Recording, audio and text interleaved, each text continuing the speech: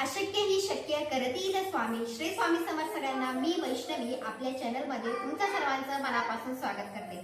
तर 10 जुलैला गुरुपौर्णिमा आहे. आपल्या गुरूंसाठी म्हणजे आपल्या स्वामी महाराजांसाठी आपल्याला आपल्या घरामध्ये 21 दिवसाची सेवा करायची आहे. सेवा कशी करायची आहे, त्याचबरोबर कोणकोणत्या सेवा करायच्या ते या व्हिडिओमध्ये असणार आहे. त्याचबरोबर जे स्वामी भक्त आहेत, जे हा व्हिडिओ बघत असतील, काही प्रश्न असतील ते तुम्ही कमेंटमध्ये नक्की विचारा, त्याचं उत्तर मी नक्की देईन. तर लक्षात घ्या, आपल्याला 20 जून पासून ते 10 जुलै पर्यंत 21 दिवसाची स्वामी महाराजांची सेवा करायची आहे. लक्षात घ्या, 20 तारखेपासून ते 10 जुलै पर्यंत आपल्याला स्वामींची सेवा करायला सुरुवात करायची आहे. जर तुमची काही अडचण असेल 20 तारखेला, तर तुमची अडचण झाल्यानंतर सुद्धा तुम्ही सेवेला सुरुवात करू शकता.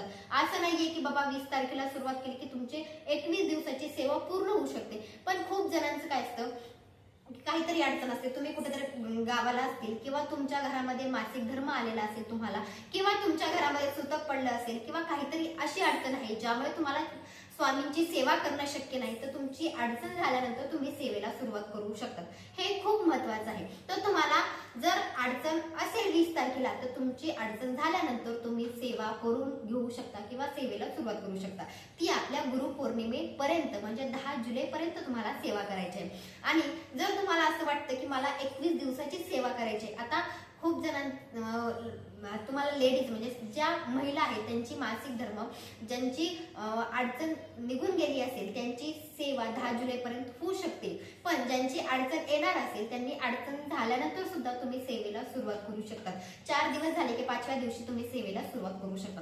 ही सुद्धा खूप महत्वाची गोष्ट आहे. तुम्हाला इच्छा असेल तर तुम्ही 20 तारखेला सुरुवात करा. काही अडचण जर येणार असेल असं तुम्हाला माहिती असेल तर तुम्ही अडचण झाल्यानंतर सेवेला सुरुवात केला तरी चालेल. तर आता मी तुम्हाला सांगते कोणकोणत्या सेवा करायच्या. सोप्या सेवा आहेत, सगळ्यांना पाठ झालेल्या आहेत, त्याच सेवा आपल्याला करायच्या. त्याच्यामध्ये स्वामी चरित्र सारामृत ही ग्रंथ आपल्या घरामध्ये असेल आणि तो खरंच खूप प्रभावी ग्रंथ आहे. त्याच्यामुळे खूप जणांच्या अडचणी निघून गेलेल्या आहेत. फक्त एक वेळा स्वामी चरित्राचं एक पारायण जर केलं तर अडचणी निघून गेल्या आहेत.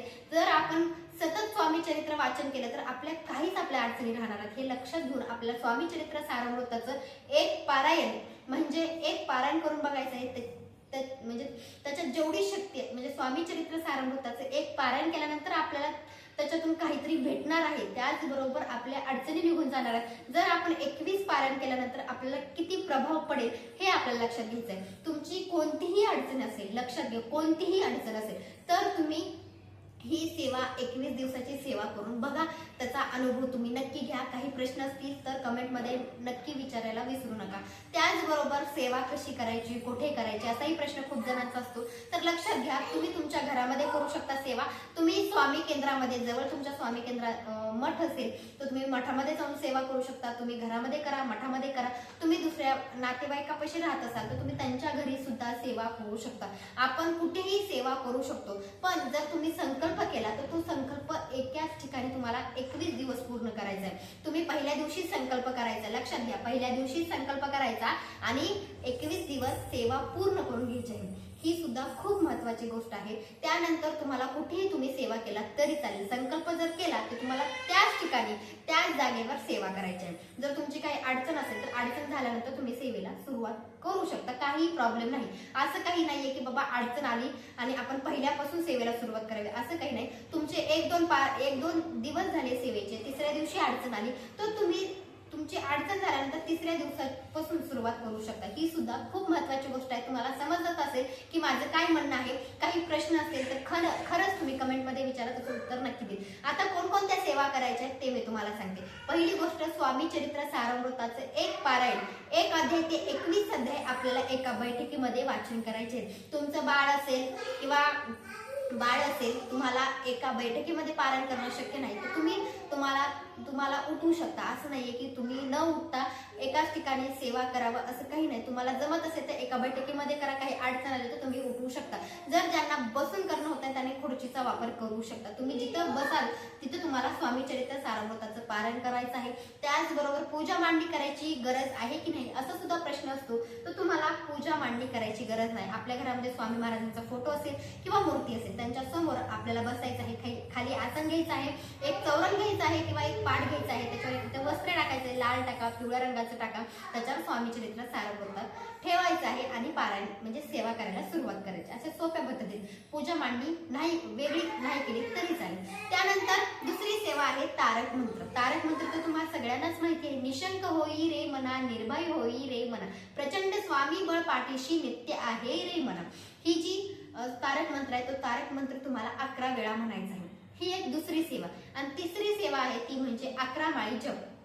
11 माळी जप आपल्याला करायचा आहे स्वामींचा, स्वामी महाराजांच्या मंत्राचा.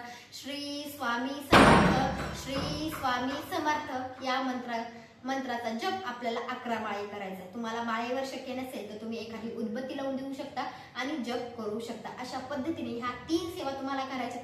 जास्तीत जास्त 1 तास लागेल किंवा तुम्हाला जास्त, तुम्ही पहिल्यांदा करत असाल तर 1.5 तास लागेल. तुम्हाला जास्त वेळ सुद्धा लागणार नाही. तुम्ही सकाळी सेवा करा, तुम्ही दुपारी करू शकता, संध्याकाळी करू शकता. तुम्हाला जो वेळ मिळेल त्या वेळेमध्ये तुम्ही स्वामी महाराजांची सेवा करू शकता. घरात करा किंवा मठामध्ये करा, तुमच्या अडचणीनुसार तुम्हाला सेवा करायची आहे. आपल्या मनामध्ये स्वामींबद्दल श्रद्धा असेल किंवा आपले स्वामी महाराज सर्वस्व आहेत, त्यांच्यामुळेच आपलं सगळं चालतं असं म्हणून जर तुम्ही सेवेला सुरुवात केली तर तुमच्या सगळ्या अडचणी तिथल्या तिथं थांबतात. फक्त आपल्याला स्वामींवर विश्वास दाखवणं गरजेचं आहे, स्वामींवर विश्वास ठेवणं गरजेचं आहे. तुम्ही सेवा करताय आणि तुमच्या मनामध्ये खूप प्रश्न आहेत स्वामी महाराजांबद्दल, तर तुमच्या सेवेचं फळ काही तुम्हाला भेटणार नाही. आपला विश्वास स्वामी महाराजांवर असणं गरजेचं आहे. त्याचबरोबर आपल्या मनामध्ये कोणतीच वाईट गोष्ट न आणता जर सेवा केली तर त्याचं फळ तुम्हाला नक्की भेटणार आहे.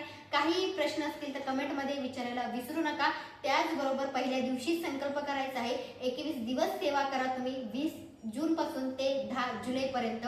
आणि हा व्हिडिओ तुम्हाला आवडला असेल तर लाईक, शेअर, सबस्क्राईब करायला विसरू नका. भेटूया नंतरच्या व्हिडिओमध्ये. श्री स्वामी समर्थ महाराज की जय कमेंटमध्ये नक्की लिहा. भेटू नंतरच्या व्हिडिओमध्ये. आणि काही प्रश्न असतील तर कमेंटमध्ये विचारायला विसरू नका. चला भेटू नंतरच्या व्हिडिओमध्ये. श्री स्वामी समर्थ.